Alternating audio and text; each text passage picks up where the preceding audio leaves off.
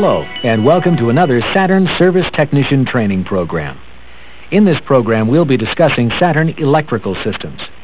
To properly diagnose and service customer complaints on Saturn electrical systems, you'll need a thorough knowledge of the system you're working on and of the Saturn diagnostic system. This means using the right tools, correctly following service manual procedures, and looking for the real causes of service problems. In this program, we'll examine various Saturn electrical systems, and we'll show you the right way to diagnose them. First, let's look at the items which affect nearly all electrical operation: power distribution centers, body grounds, and splice packs. We'll begin with the underhood junction block, or UHJB. As the name states, it's found under the hood on the left side of the engine compartment and serves as the main fuse panel for the electrical system. But this junction block is more than just a fuse panel. While it does provide a housing for fuses and relays, the underhood junction block is also a central connection point for many of the major vehicle harnesses. These layers of bus plates incorporate several layers of splices and connections usually found in wiring harnesses. This not only reduces the complexity of the wiring, but also reduces the possibility of service problems due to unseated connector terminals, damaged inline splices, and so forth. The UHJB contains both MINIFUSES and MAXIFUSES. The fuse puller should be used on MINIFUSES only. The MINIFUSE is a fast blow type, while the MAXIFUSE is a slow blow type. The UHJB also houses up to 4 relays. Each relay is interchangeable with the other relays in the UHJB and IPJB. A second junction block is located in the passenger compartment just below the climate controls. This is called the IPJB, for Instrument Panel Junction Block. This junction block is similar in design to the underhood junction block, except that it contains one less layer. The fuses housed in the IPJB are all MINIFUSES. This block also houses the turn signal and hazard flasher, as well as up to 4 relays, and the fuel pump diagnosis port. There is also a chime module on the other side. The relays in the IPJB are interchangeable with each other, but are not interchangeable with the flasher. A fuse puller is attached to the access panel on the IPJB. There are 2 important service notes on the junction blocks. First, neither junction block is serviceable. If any portion of the block is damaged, the entire assembly must be replaced. Second, special attention must be given to the removal and installation of the block electrical connectors. The underhood junction block has 3 color-keyed connectors, each held in place by a nut and stud assembly. You must take extreme care when installing these connectors so that you don't damage or bend the pins. To properly install a connector to the block, you must first position the connector so that it rests in place. Then carefully push in the connector. And finally, torque the nut as specified in the service manual. Even with the junction blocks, there is still a need for several splices in the vehicle wiring. Saturn uses a bus bar splice pack to replace standard splices. The splice pack consists of female terminals connected to a shorting bar with male terminals, which are both insulated by a plastic cover. The splice pack is more reliable than a standard wire splice and is also easier to service. Some splice packs also provide a redundant ground for electrical systems. Splice packs are used throughout the vehicle and are usually taped to the wire harness. While most of these splice packs are used for grounds, one of the splice packs behind the instrument panel is used for power circuits. Be sure to consult the service manual for the location of the splice pack or the ground you are looking for. Now let's move on to another important area, the starting and charging systems. We'll begin with the battery. This is a standard maintenance-free battery located in the left front corner of the engine compartment under this heat shield. The next major system component is the 85-amp generator located on the right side of the engine toward the rear. The generator is protected by a splash shield. The regulator for this generator is internal and cannot be serviced separately. In addition, the IF terminal is connected to the battery positive terminal through the ignition switch. This provides a backup circuit to turn the generator on even if the charging indicator bulb burns out. The Saturn generator will still charge with the indicator lamp burned out. The generator is not serviceable and must be replaced as a complete unit. The replacement generator will include the pulley and fan. The starter is the final component we'll look at in the starting and charging system. On the car, the starter is covered by a splash shield. This starter is a completely self-contained unit. The solenoid is incorporated with the motor assembly and is not serviced separately. For diagnosis, the battery, generator, and starter can all be tested using the ARBST Tester. This tester can run a variety of performance tests on all three systems in only a few minutes. Next, we'll take a look at the Saturn lighting systems. But first, try a few review questions. Please stop the tape here and complete progress review number 1A in your self-study guide. When you restart the tape, we'll give you the correct answers.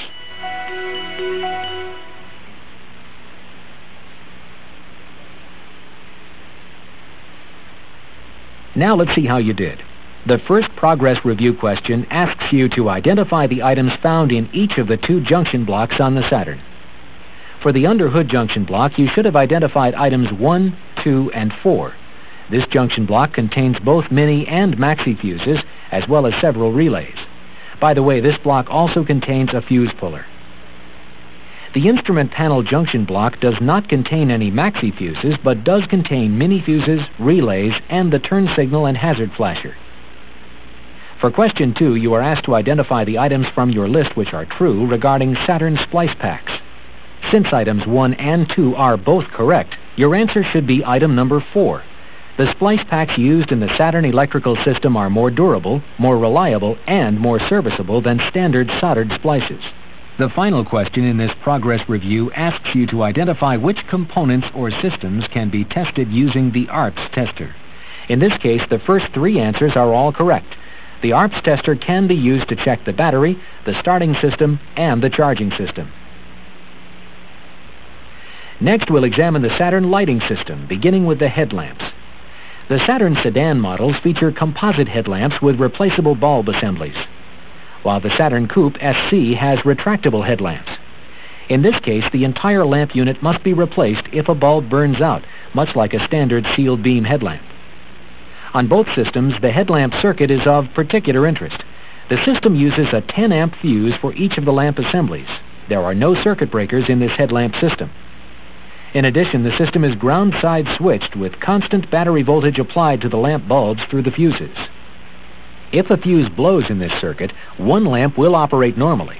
On the side with the blown fuse, there will still be a path to ground through the 3 other headlamp bulbs in series. Due to the extra resistance and resulting lower current, the lamp will be a dim yellow instead of a bright white. This is called a sneak circuit. Therefore, if the customer reports that one headlamp is dim and yellow, you should immediately check for a blown headlamp fuse in the underhood junction block. Then check for the cause of the blown fuse. The headlamp switches for the Coupe SC and sedan models are similar. Both switches have stops for the park and headlamp positions. However, the switch on the Coupe SC also features an extra position. In the off position, the system is off and the headlamp doors are closed, while in the open position, the headlamp doors will open, but the lamps will remain off. This might be necessary if you need to perform a headlamp service, such as lamp replacement or aiming, or to prevent the doors from freezing shut. And speaking of aiming, the Coupe SC headlamps can be aimed using standard aiming equipment, while the sedan SL1 and SL2 headlamps require these special adapters, which are placed in the glove box at the factory. If an electrical malfunction in the headlamp door circuit prevents the doors from opening, an emergency manual knob is located on each door motor assembly for manually opening the doors. The turn signals, high beams, and flash to pass on the Saturn are controlled by a multifunction switch.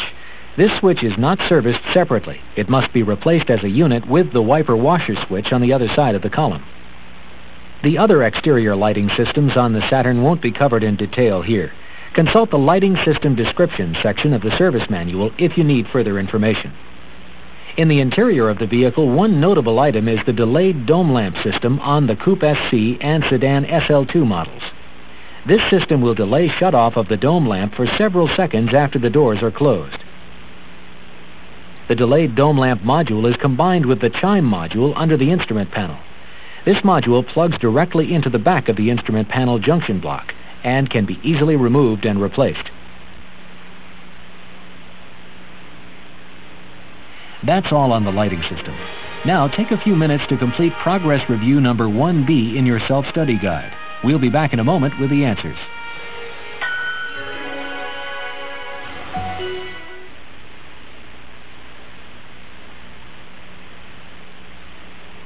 The first question in Progress Review 1B begins with a customer complaint.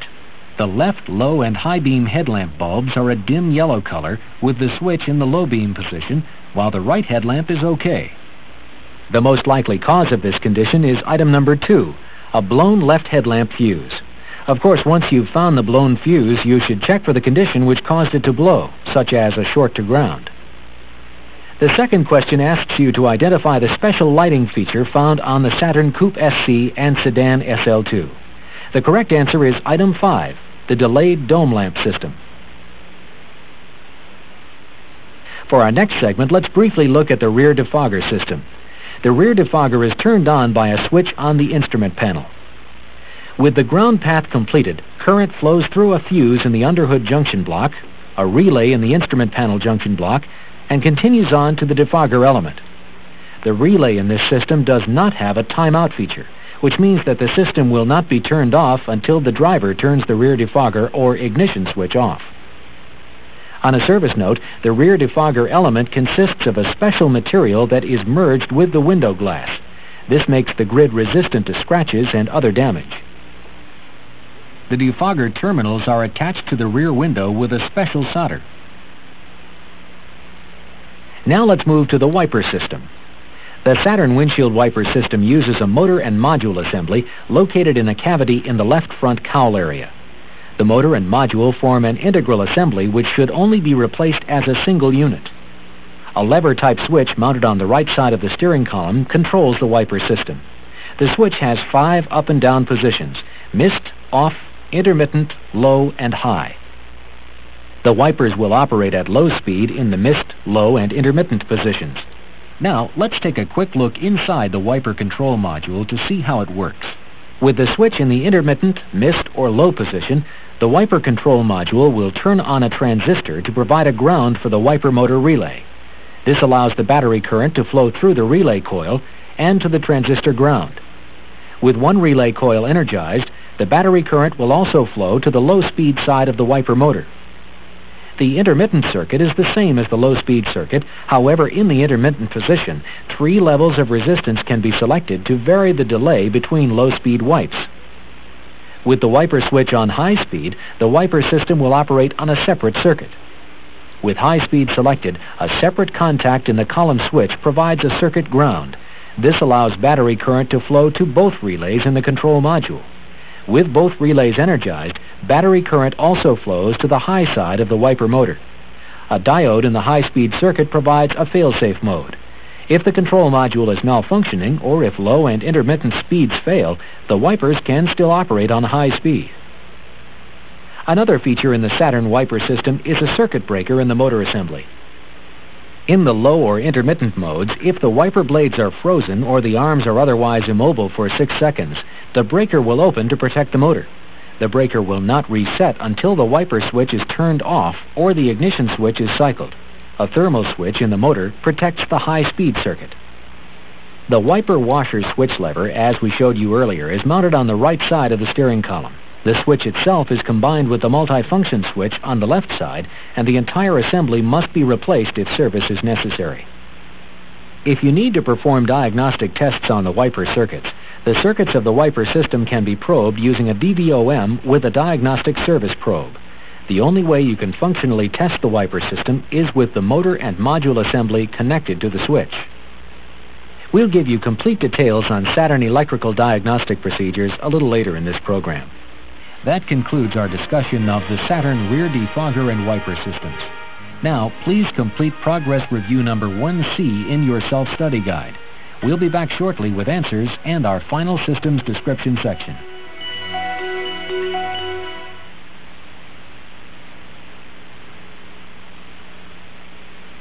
In Progress Review number 1C, the first question asks you how the Saturn Rear Defogger system is turned off.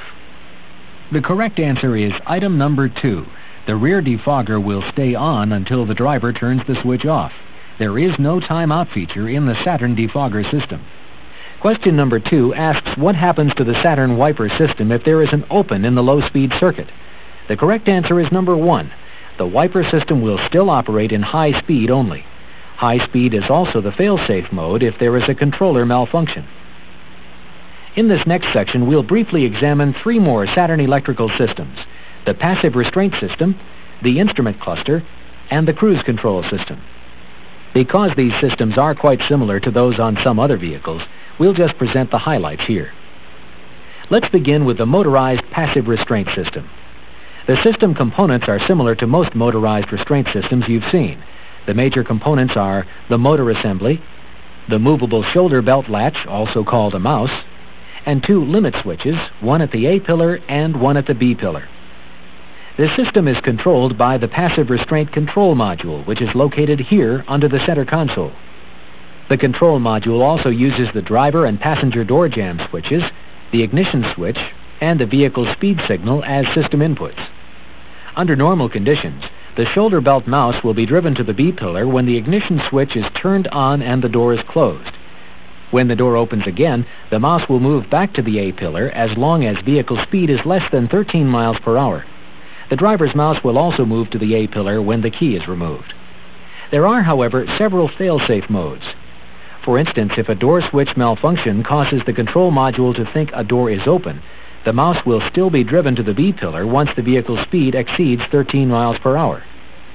If a limit switch fails, the system will also operate in a fail-safe mode. Consult your service manual for a complete explanation of this and other fail-safe modes. When diagnosing the passive restraint system, an important aid is the seatbelt symbol lamp in the instrument cluster. While this lamp is normally used to warn the driver when the shoulder belt is unbuckled from the mouse, it is also activated by the control module when the mouse can't reach the B pillar or a limit switch has failed, causing the control module to think the mouse is stuck at one location. So remember these possibilities if the customer brings the car in complaining that the warning lamp is always on.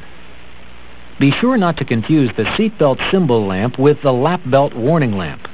The lap belt lamp is strictly used to indicate an unbuckled lap belt and does not indicate any passive restraint system malfunction. One additional note on diagnosing the passive restraint system. Because of the location of the motor assembly, it can be affected by extremely cold temperatures.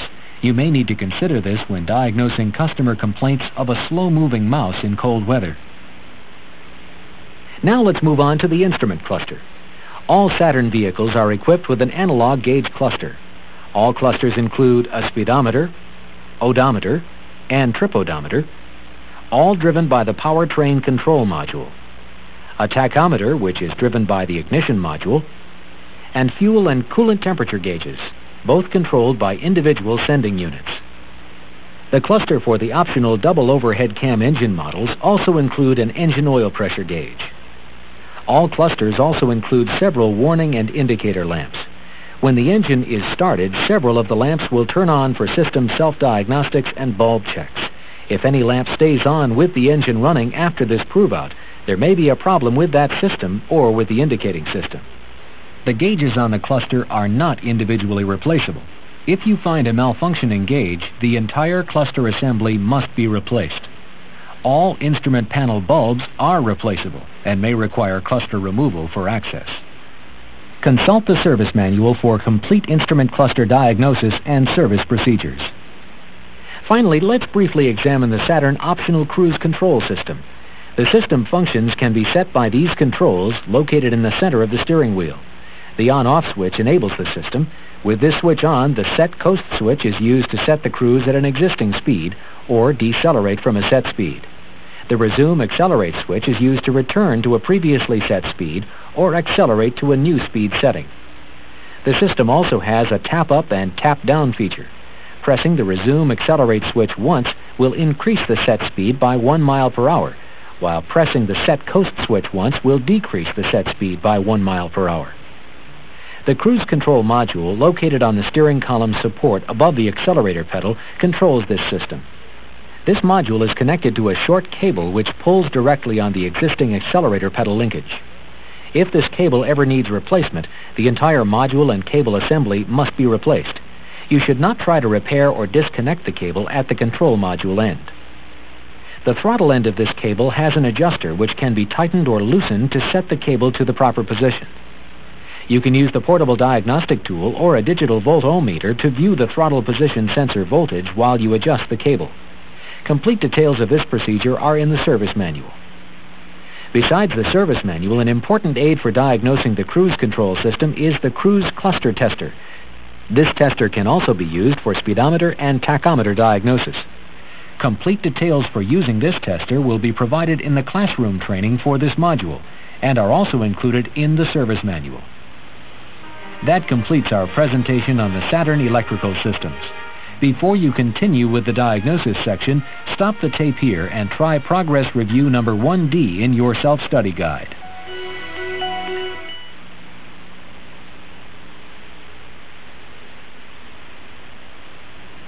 In Progress Review 1D, question number 1 says that the passive restraint shoulder belt doesn't move to the B-pillar until the vehicle is driving forward. The most likely source of this condition would be item number 3, the door switch. If the door switch is incorrectly telling the passive restraint control module that the door is open, the module will not move the shoulder belt mouse to the B-pillar until the vehicle reaches a speed of 13 miles per hour. Question 2 asks what can be replaced separately on the Saturn Instrument Cluster. The only correct answer is number 1, all instrument cluster bulbs. If any of the gauges are malfunctioning, the entire instrument cluster assembly will have to be replaced. Finally, question number 3 asks you to identify the cruise control switch you must press once to increase vehicle speed by 1 mile per hour from a set speed. The correct answer here is item number 4, the resume accelerate switch. For our final presentation, we'll examine proper electrical diagnosis procedures. Specifically, we'll discuss the right way to use your most important diagnostic tool, the service manual. The Saturn Service Manual sections are laid out in the order you will use them. The first item you'll find in the electrical section is the System Illustration, which is a component location guide, followed by the Cause to Complaint table. This table enables you to go directly from a customer complaint or condition to the identification of likely and possible causes. Following the Cause to Complaint table are the diagnostic procedures.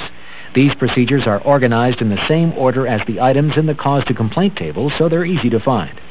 The next item is the system wiring diagram, which you may need for reference while following the diagnostic procedures. Illustrations of the connectors used in the system may follow the wiring diagrams. These will be very useful when performing voltage or current tests at specific connector pins. The system performance test, which can be used to check the initial operating state of a system or verify a system repair, is the next item in the Saturn Service Manual section, followed by the removal and installation procedures. At the back of each section is a system description. Use this section for reference when you desire more information on an unfamiliar system. So in general, the Saturn Service Manual places the material you need the most for diagnosis up front and reference material towards the back. Now, let's take a closer look at how you can use these diagnostic components in the service manual. We'll begin with the Cause to Complaint table. In this table, customer complaints or conditions are listed on the left and the possible causes are across the top.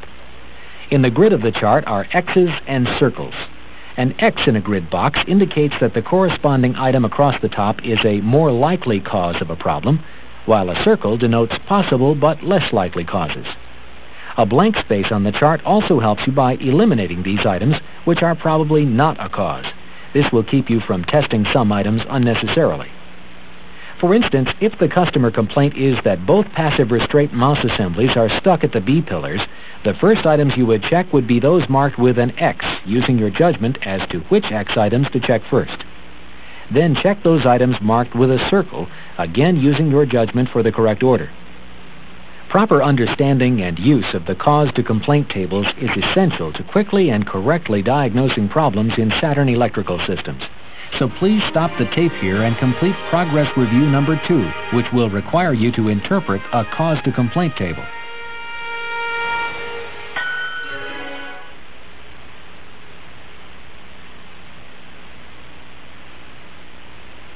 For the first question in Progress Review number 2, you are asked to identify the most likely cause of the condition, one or both mouse assemblies stuck in the middle. The correct answer is item number 4, the ground circuit 155C/155Y. As you can see, this is the only item from your list that is marked with an X. In the second question, you were asked to identify which item you would check if all the more likely items failed to locate the problem in question number 1. Well, you know it must be an item marked with a circle, which means answer number 2, the ignition 4 fuse, is correct. Now, let's continue our discussion on electrical diagnostic procedures using the passive restraint system as our example. Suppose the customer complaint is that both the passive restraint belts are stuck at the A pillars. Using our cause to complaint chart, we see that there are 5 X items. Since the ignition 1 fuse is fairly easy to test, we'll check that first. On the following page, you'll find the diagnostic procedure for checking the ignition 1 fuse. As the diagnostic procedure tells you, the best way to check this fuse is by checking other systems fed by it, which in this case means the LED for the transmission performance and normal mode selector switch. If this LED works properly, the ignition 1 fuse is okay. This would mean that you'll need to check another X item on your cause to complaint chart. Let's try the passive restraint fuse. Since this fuse does not feed any systems other than the passive restraints, you'll need to remove it from the junction block and visually inspect it. If it's okay, reinstall it and move on to another X item on the cause to complaint chart. Based on your experience, you might try the ground circuits 155C and 155Y next. The service manual provides a number of quick ground checks you can perform for this circuit, as well as a brief description of the circuit on the following page. Continue through your cause to complaint table in this manner until you have located the cause. If none of the X items reveal the source of the problem, you will then check the items marked with a circle. As you become more familiar with Saturn electrical systems and diagnostic techniques, you may find it easier to just use the cause to complaint chart with the schematic diagram. That completes our discussion on the Saturn electrical system diagnostic procedures. Now let's see if you can put everything together. Using the service manual and the data sheet attached to your worksheet, complete the practice diagnostic exercise in your self-study guide. We'll be back shortly to provide you with the correct diagnostic procedures.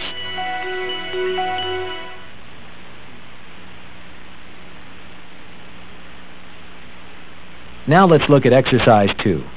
In this exercise, the customer says that the driver's side passive restraint mouse is stuck at the A pillar, but the other side functions properly. Of course, the first step is to look up the likely and possible causes on the cause to complaint table. Let's assume the first X item you check is the ground for circuits 159A, 159B, and 155P. The easiest way to check these particular ground circuits is to use the quick ground checks on the following pages. For these circuits, you would check the other systems which use that ground. These systems include the power door locks, the power mirror, and the ashtray lamp. Since your data sheet says these systems all work properly, you will have to check another X on the cause to complaint table. How about the ground circuit for 158A, 158B, and 155L? There are no quick checks for these ground circuits, but your data sheet says your continuity checks revealed no opens or shorts. Therefore, you should try another X on the cause to complaint table, the power circuits 1618 and 1619. The diagnostic procedure in your service manual says that these are circuits for the left passive restraint motor. According to your data sheet, the voltage at the left motor connector cavity C is okay, but there is no voltage at cavity B. This means that you've located the malfunction. There is an open wire between the passive restraint control module and cavity B of the left motor connector. All you have to do is locate the open, repair it, and your problem is solved. Once you've made your repair, you should always perform the system performance test outlined in your service manual to verify the repair. That concludes our presentation of the Saturn electrical systems. In this program, we've shown you some of the highlights for many of the electrical systems in the Saturn vehicle, and we've shown you the proper diagnostic procedures for these systems. In the follow-up training for this module, you'll learn how to use many of the diagnostic tools we briefly mentioned in this video. By using those tools, along with the service manual and the proper diagnostic procedures we've shown you, you should be able to diagnose customers' electrical concerns quickly and correctly. And that's the only way to service Saturn vehicles.